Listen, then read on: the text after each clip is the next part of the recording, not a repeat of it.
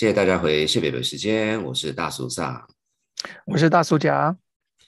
今天呢有一个很有人气的经典集，这也是我个人非常喜欢的其中一个。那我们是跟一个好朋友Yamauchi Yutaka 老师，他是京都大学的老师，然后他现在在京都大学的这个管理学院、设计学院跟经济学院3个学院的教授，就是一个很厉害耶、的人这样子。那我跟他认识也是，就是我以前在矽谷工作的时候，我们是同一个单位，然后就是一直都有认识到现在。那我想其实他也上过我们节目几次了，讲一些很有趣的东西。所以那这个大叔讲，我们这次要提醒大家听什么厉害的东西呢？要提醒大家，为什么去吃那个高级sushi就要弄得很战战兢兢的，提升自己的人文人文的这个成分，然后可能等一下也可以分享一下大叔前一阵子有去台湾的天字号的寿司店这样子。为什么讲那么隐晦？你就去天本不是吗？哦，OK，好，是啊，就是这个齐天本是的啊，要隐晦一下，大家才会继续听下去啊，不是这样子吗？没有啦，现在等下谁哪有时间跟你们隐晦，你就直接讲，人家好啦，才会来。就是天本啦，好啦，耶、好，我们现在进入节目。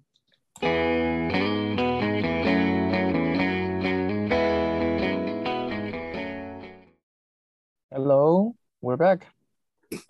Hi, everybody. So we were very lucky to have Yutaka join us today. And so I think the very first thing is actually I had a chance to watch the TED talk that he gave, and maybe we can start with that. So please, enlighten us on what you have shared on your TED talk on YouTube. Okay, so hi, my name is Yutaka. Thank you for having me. Yeah. Mm-hmm. So I just walked through the TED Talk, right? Mm-hmm. Yes. Yeah. Okay. So I study services, and basically services in a sense that I study how service providers and customers interact and achieve the service and create value, right? So basically, most people have said that in order to create value, you just make the service pleasing and comfortable and easy for customers, right? So you try to satisfy customers. But I thought it's not that simple, right? So basically raised in Japan, so I know a lot of services are not like that. For example, sushi bars. So those things are called bars because you basically eat in front of the chef who is cooking. So there's a bar and the bar counter, right? And most Japanese people going to a sushi bar are anxious. It's not an easy environment. You need to understand a lot of things. There's no written menu provided, but without any information, without any written menu, no price indicated, right? Mm-hmm. And they ask you, what would you like to have, right? Mm-hmm. And you have to be able to answer that question. And so it's not an easy service, right? Mm-hmm. So I actually went to several sushi bars in Tokyo, famous ones, and videotaped those interactions and analyzed them. That's what I do for my research. That's a tough job, you know. Yeah. You mean the eating part? I observe people eating while I'm not eating. Oh no, that is tough. So yeah, so what's interesting is, so for example, they ask questions, very difficult question, as if it's an easy question, right? So like as soon as you are seated at so let's assume you come to this particular establishment for the first time. You don't know how this place is organized. You don't know the price, you don't know what's available, and so on. Then as soon as you are guided to a seat, and you're about to settle down, then they ask you, what would you like to drink? Right at that point, they don't provide you with any written menu. So, and you're kind of anxious whether, okay, so the beer would be like a safe choice, but you know, is beer actually appropriate? Right? Many people say, okay, beer doesn't go well with low fish. Well, yeah. And those kind of things. So you're anxious. But they ask that question as if it's an easy question, and you have to be able to answer that question as if it's an easy question. So it's tricky, right? So I can describe those things based on my data. Right. Yeah. No, I think, you know, again, I strongly encourage everybody who have not yet done so, go ahead and watch the TED Talk video, which obviously we're providing the link you can refer to. And I think one of the very opening clip you show is from that famous documentary with Kyoto Sushi, right? And then and this food critic who is supposed to have gone there many times, he still said he is still a bit anxious. So I mean, do you have any insights on why? You know, I mean, I can totally see the first time being, you know, but why is he still anxious? Yeah, so that's a good question. So first of all, this is a Michelin Guide 3-star restaurant, and you have to pay about, let's say, $400 per person. And so he is a customer coming into this place, and he says he is still anxious, nervous coming in. Okay, why is that? So and so that's the question that I had to struggle with. Okay, my answer is this. So basically, if the sushi chef tries to please the customer, then the customer cannot be satisfied, which is the paradox. Okay, so the reason is this. So if the chef tries to please you as a customer, then you kind of think, oh, this chef is interested in my evaluation. So this chef is a little bit subservient to you, right? So, okay, so that's fine. But the problem is that the service you receive from somebody a little bit subservient is not as valuable anymore. So it's a tricky business, right? So you want to please this customer, but if you try to please the customer cannot be as satisfied. So think about the sushi that the chef makes, right? Okay, so the chef doesn't smile, chef doesn't try to please you, but the chef is very serious and make the sushi and give it to you, and you eat it, or you feel that the sushi is very special.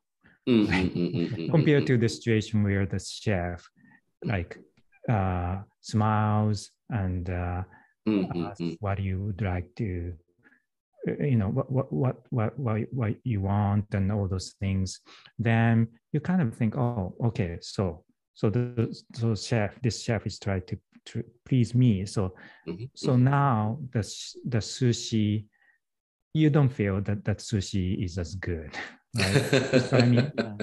Yeah, no. I mean, I think one of the things that in our prior conversation you mentioned, and I thought it's very insightful, which is service is a value co-creation. So, in terms of a co-creation process, if one is, more dominant, meaning it needs to go back and forth. It's not like a master versus slave kind of situation. Well, not that extreme.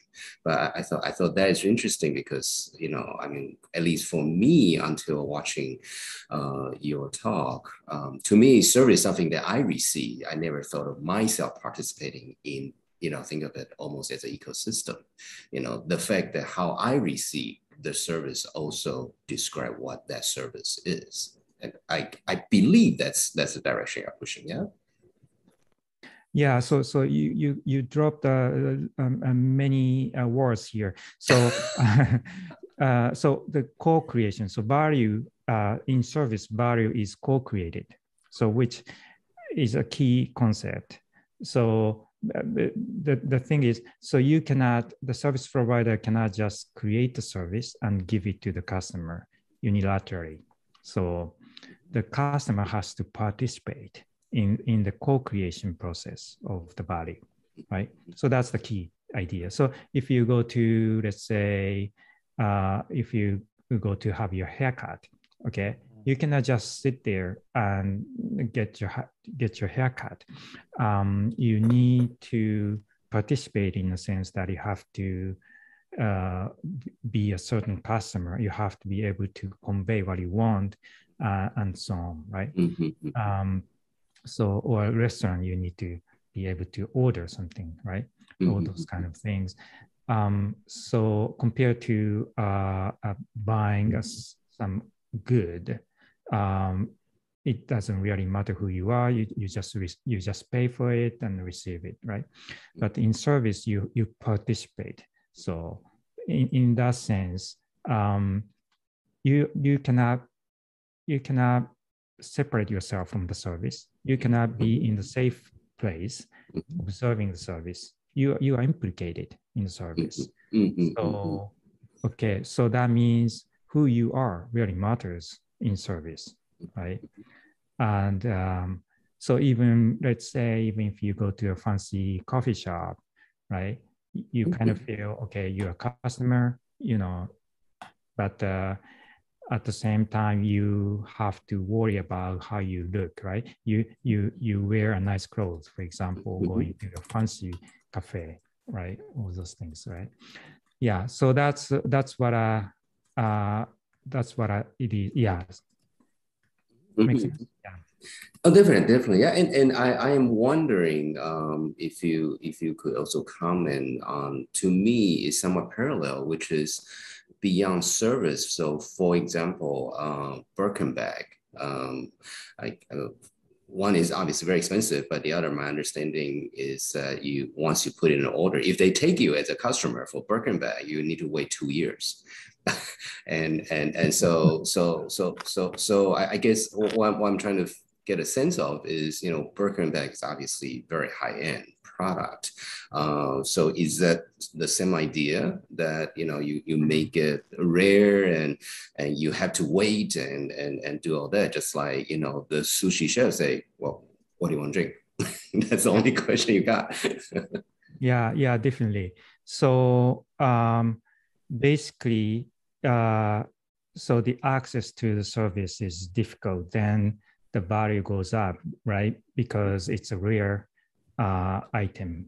And you can also show that you got something rare and that other people cannot get easily. But at the same time, so if we think about this from a dialectic point of view, from this paradox point of view, right? So it's so the customer comes with money and he or she wants to pay for it, but then you say, okay, you cannot get it, right? In the next 2 years, you have to wait. So it's a gesture to say, okay, so our product is so special that even money cannot get, and you have to pay your price in a sense that you have to wait and you have to all those things, right? So, and that creates the value that creates very high value, right? So and then there's all rationale behind it. It's not easy to make those things. It's a high quality product, blah blah blah. So of course, yeah. But so that's a gesture, I guess, on the part of the service provider. Yeah. So this insight is actually rather powerful in the sense that, like you said, there's sort of co-creation process going on there. If I were a McDonald's or some sort of lower end service provider person, I don't think McDonald's called it lower end, but yes. yes. Lower price points, yes. Yes, excuse me. We're happy to be sponsored by McDonald's if anybody is listening. Yes, we like everybody. So what is the insight for this other sort of people in this other space? What can they do, or what should they learn from this lesson? Yeah. So from my point of view, any service, as long as it's value co-creation, any service is a struggle. At least it has some aspects of struggle, right? So McDonald's is one. Some other places, they try to show their products special, right? And many places put rather obscure names to their products, sometimes foreign language. Like if you go to Starbucks, they say, oh, they don't use like small, medium. Yeah, I never quite figure out the size. I have oh to boy, look at the cup size. That's a huge struggle. Every time I go in there, just like, okay, give me large. They insist. Grande, yeah, sir. did you mean grande? I mean, like, whatever that is. I look at whatever it is. Just whatever that's in the middle. Yeah, so short, tall in English, but the grande, venti, and Trento, and those things are Italian, right? The American or any like non-Italian people don't understand, but they use those words intentionally to make their service authentic, right? So of course, like a Starbucks employees smile, but at the same time, they do that. So they kind of say, okay, this is why do they put the Italian on their menu, right? So they are basically negating customers. Basically what they are saying is, okay, our service is much better than what you expect. It's much better than your daily life. It's non-quotidian. It's above your level, right? That's so they are kind of negating the customer, and then the customer has to struggle to live up to it, which is there's a little gap always in the service, because you have to create the gap because you want to show your service is valuable, right? If you just present something familiar and quotidian, then the customers find no value, right? Of course, you want to get something quick and easy. Sometimes you're running, then it has some value, but it's not really a high value, right? Yeah. So that's my point. And then, so what about McDonald's, right? Nobody is anxious going to McDonald's, but it's very popular. It's very popular. I actually have an interesting interpretation of that. Yeah. So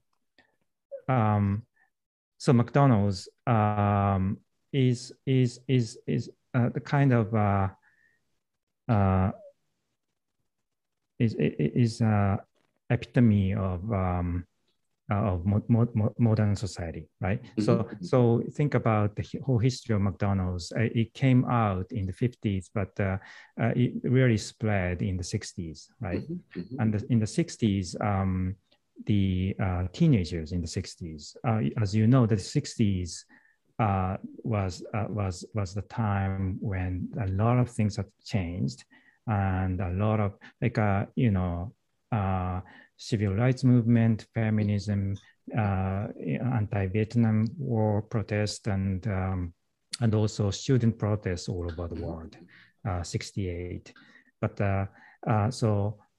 society was changing a lot. But then the most American people were living a very traditional life, right? So the mother cooked, and everybody sat down at the table and prayed and ate every day, right? But then that's a comfortable traditional life. But then in the 60s, society has been changing a lot, and teenagers were kind of sensing the change. Okay, so the American people in the rural areas, many of them were a little bit like, there was some racism and all those kind of things, feminism, sexism and all those kind of things, right? So the younger people were feeling a little bit anxious. They like the traditional life, but they had some ambivalent feeling about it, right? And then McDonald's showed up, and they said, one author said, McDonald's was the proof of their existence. It was the symbol of modernity for them, right? So the first time they stepped on McDonald's, they were very anxious. They were stepping into a new era, new world, right? Leaving behind the old life. So that's the experience. Okay. So to me, it's very important to create a service. So they are negated. So they basically, McDonald's is saying that, okay, you are coming from the old world. We are the new world. And they try to transform themselves by stepping into McDonald's, right? It's kind of interesting because people McDonald's is loved a lot, but it's also hated, right? Yes. Which is the feelings are very, very clear. Yeah. So that's because they have this dynamism going on, right? But anyway, that's a long story. But nobody is anxious going to McDonald's. But if you think about their strategy, they target young children, right? They want to go to McDonald's and eat whatever they want, and typically parents doesn't like the idea. And that's very true. So, but the prohibited, right? So the McDonald's is a little bit, it's a prohibition for children. But then they want to go there on their own and order whatever they want and eat it. That's the first step. The first experience going to McDonald's on their own is traumatic in a sense that it's they are anxious going there, and that's imprinting effect is very important for McDonald's, right? But my point is this: so to create a value, it's not just you get nice food for a low price. It's basically a struggle to prove yourself, right? Prove yourself and get recognized. And for that, you are kind of negated and you feel anxious, right? That's the dynamic, I think. Yeah. Yeah, no, and that's absolutely fascinating. I never thought of going to McDonald's as a struggle. I would eat my next McDonald's with a brand new perspective. Yes. So we're at toward the end of the show, but I do want to kind of sneak in a question that, you know, Yutaka, as you talk through this, I totally get the point about the co-creation, negating, and, you know, sort of the struggle. How does this translate across cultural borders?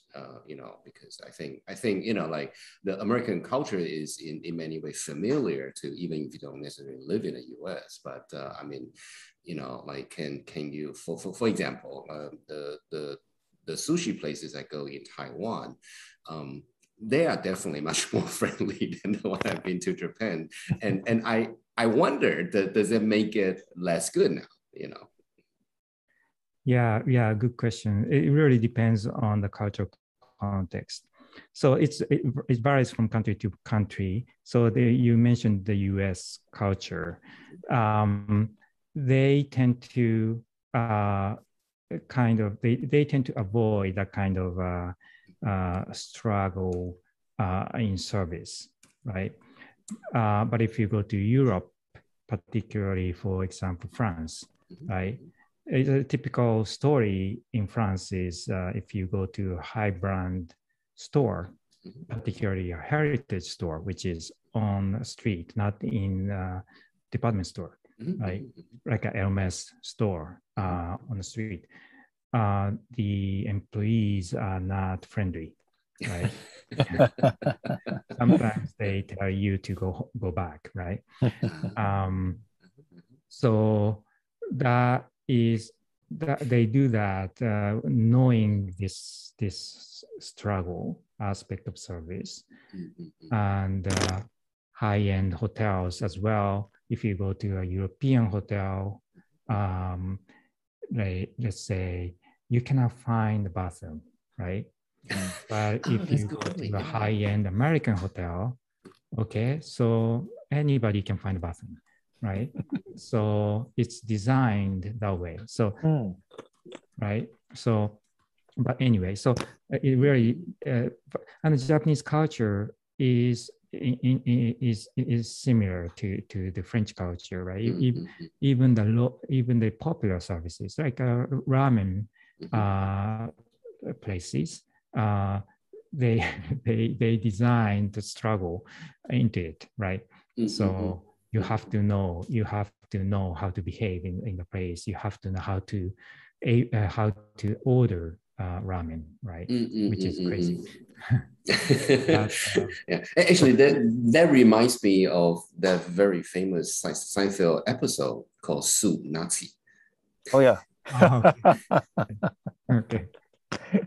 So I guess you know, you also teach, right? I mean, I don't think teaching is necessarily a service, because that would be sort of denigrating the teaching profession. But I don't know if some of your students will come back to you and say, you know, that when you make the course so difficult and, you know, the grading on the curve and whatnot, do they come back more satisfied or more fulfilled over the years? What's your own personal account there?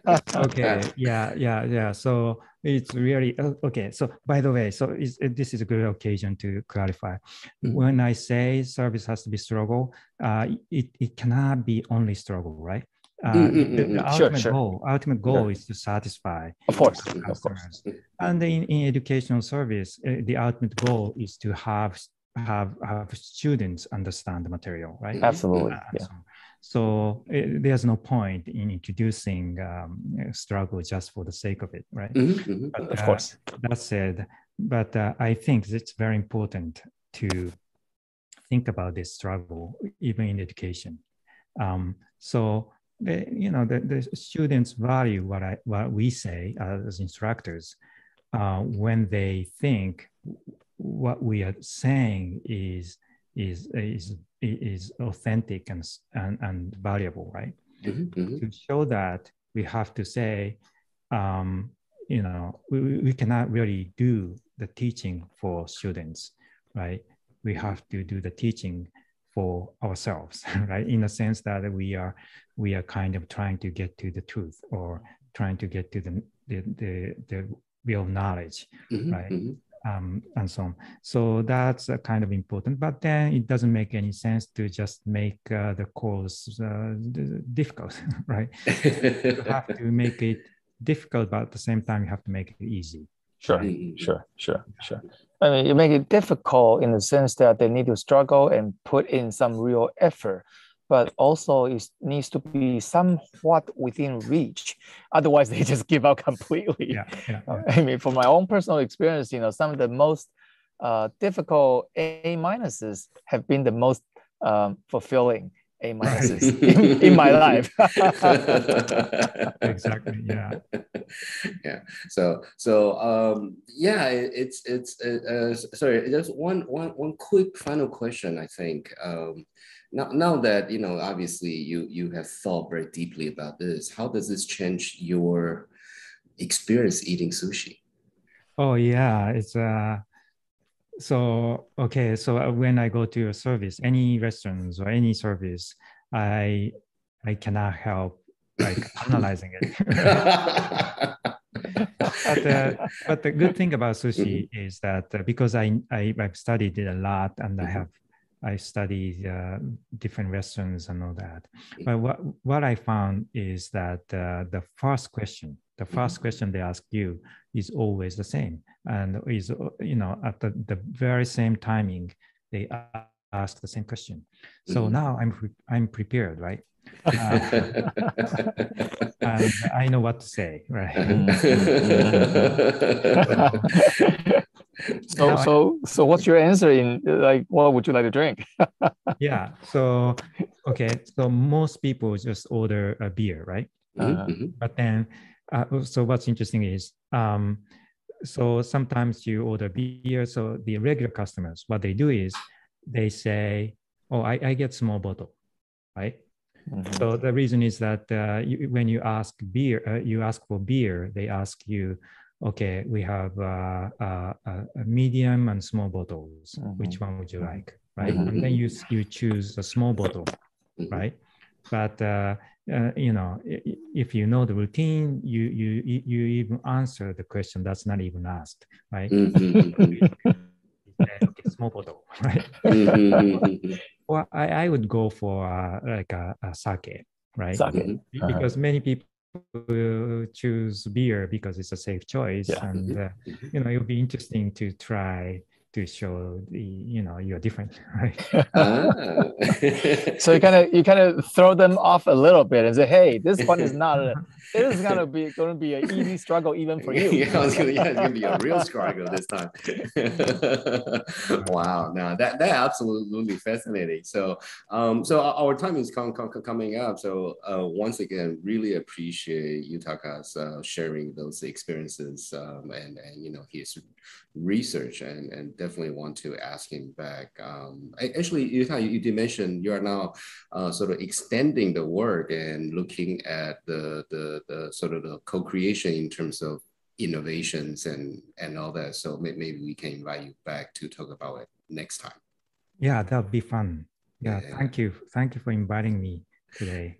Oh no, thank you for your time, and we'll take it from here. Thank you. Okay. Bye.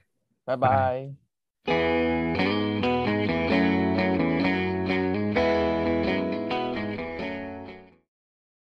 哇，真的非常感谢那个山本さん，应该说山本先生，跟我们这个分析为什么日本的这个寿司就是比较厉害这样子，而且其实他当然刚才也讲到，咖啡呀、买东西啊，就是你知道吗？这种东西。还真的听得懂，就是有点像读那个什么《红楼梦》，是不是？就是做一道点心就要搞个3年啊，什么露水啊，什么东西，我说哇，要修啊，我觉得鼻沟吸干，很明显的，我就是我就是个那个普通人。没有，你听完以后就提升了。是，然后隔天就降下来这样子。会花 key， 说到会花 key 那个大叔甲，你不是去那个天本吗？天本什么米其林它是3星吗？2星还几星？反正是不对，很多星这样子。那个 level 是几星都不重要，为什么呢？因为就是说，不管是几星怎么样，大家就是要拉关系才进得去。那个网络上谣传是什么台北是最难定位之一啦。那前一阵子也就是那个先讲好，就是因为听本 podcast 还是有助于身心健康，因为这个是那个经典剧，也就是说我们之前就已经那个放送过，所以本书是因为跟那个老师听完老师讲解以后才有机会去天本，所以这次去就气定神闲以为自己会气定神闲，不过真的到那里还是 struggle 了一番，就是光是要进去，就是那个在门外是没有人招呼的，然后就又很暗，然后他那有先给大家一组密码，然后又很暗，然后我们几个人在那弄，到底要怎么按啊？那边按来按去，然后就有人要把 iPhone 拿出来这里打光，才知道说要按，然后按了很久才能进去这样子。就我想说，哎呀，如果是阿里巴巴那种芝麻开门，不是很简单吗？但是很明显的。有水准的店就是不能让你容易进去，所以我们光是几位大叔光是在那边搞，要进去就搞了5分钟10分钟的。说到这，我想到这个就是这种100年的事情了。以前在远气旁边有个叫什么 Open Dam 是不是？然后它很有名，刚开始那个因为它是连门里什么都没有，完全一样的概念，然后你就是你要知道说什么东西手要伸进去的时候，他们就帮你开。我第一次就说什么东西？是啊，门外面是有2只狮子还是老虎忘记，然后就是要在右边还左边的那个手要伸进去，然后就哇哦，这个也太厉害了，都同样的概念啦，同样的概念。是，所以本大叔对大叔家的最大的问题是，你一坐下来，你要跟他说你要喝什么啤酒吗？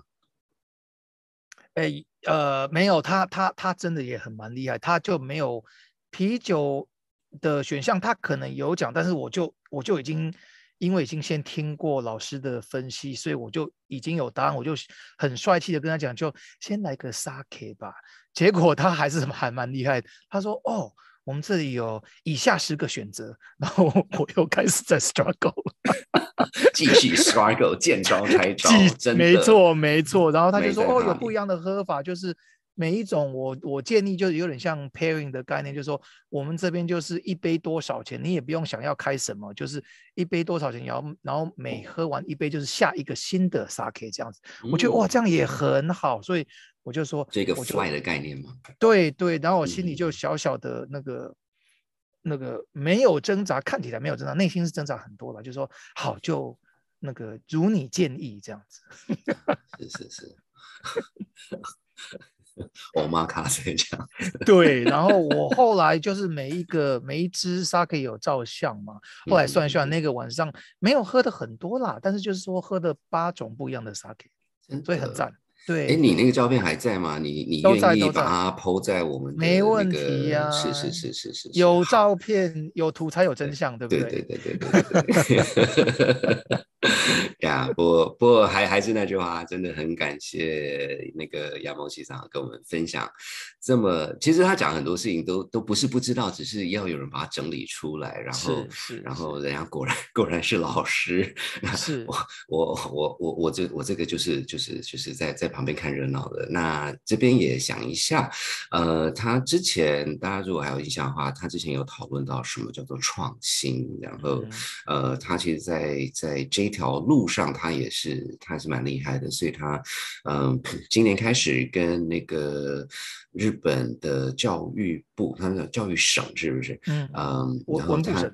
文部省，然后他就是那个有一笔经费让他建立一个新的 program， 叫做 Kyoto Creative Assemblage， 就是在讲这个创新的一些思维这样子。